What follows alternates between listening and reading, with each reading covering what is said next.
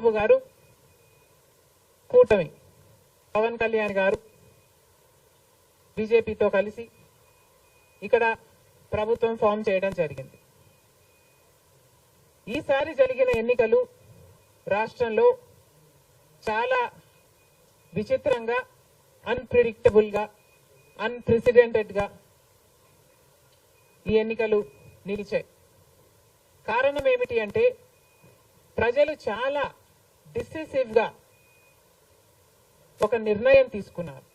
మాకు మార్పు కావాలి అన్న నిర్ణయం ప్రజలు తీసుకున్నారు కాబట్టే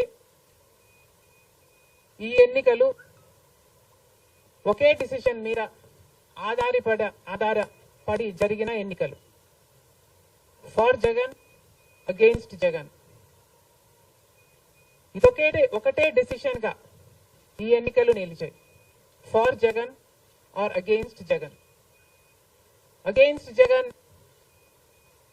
అన్న మార్పు కావాలి అన్న ఈ గట్టి డిసిషన్ ప్రజలు తీసుకున్నారు కాబట్టి ఈరోజు వాళ్ళ ఓటు వేస్ట్ కాకూడదు అన్నట్టుగా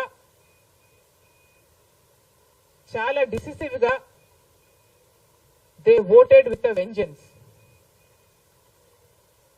ఫర్ చేంజ్. ఇది అవునన్నా కాదన్నా ఇది వాస్తవం.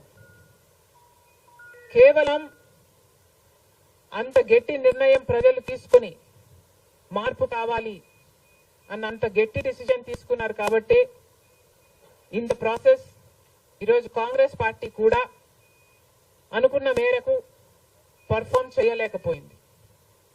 కాంగ్రెస్ పార్టీ కూడా కేవలం నెల రోజుల ముందు సర్వే చేస్తే Congress party vote share between 6 to 7% ఉంది. దాన్ని మేము కష్టపడి పనిచేస్తే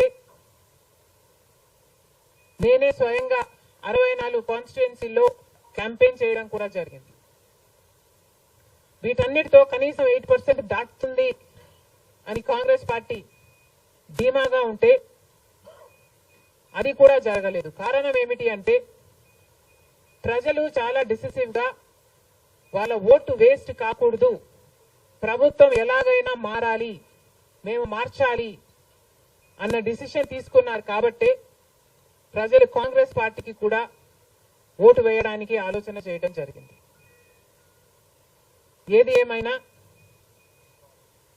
కాంగ్రెస్ పార్టీ ప్రజల గుండెల్లో స్థానం సంపాదించుకోవడం మొదలుపెట్టింది.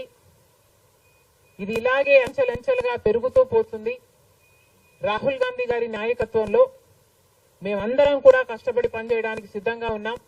అటు కేంద్రంలోనైనా ఇటు రాష్ట్రంలోనైనా కాంగ్రెస్ పార్టీకి మంచి భవిష్యత్తు ఉంటుందని 2029 కల్లా మేము ఒక మంచి పొజిషన్లోకి రాగలమని నమ్మకం మా అందరికీ ఉంది. ఈరోజు చంద్రబాబు గారు ముఖ్యమంత్రి ప్రజల తీర్పును గౌరవిస్తూ ఆయనకు మరొకసారి శుభాకాంక్షలు తెలియజేస్తుంది కాంగ్రెస్ పార్టీ.